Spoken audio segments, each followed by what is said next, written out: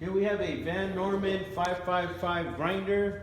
We got it hooked up to 220 volt single phase power.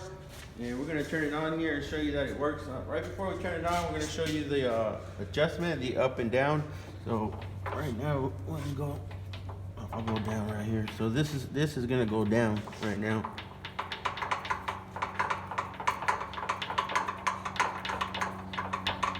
Okay, and then if you want to go up, just go the other way. Now we're going to go up.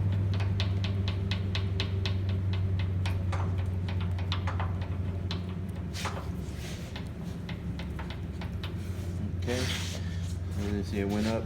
It also has a dust collecting port, so you could put a vacuum to that, and then we'll just start it up here.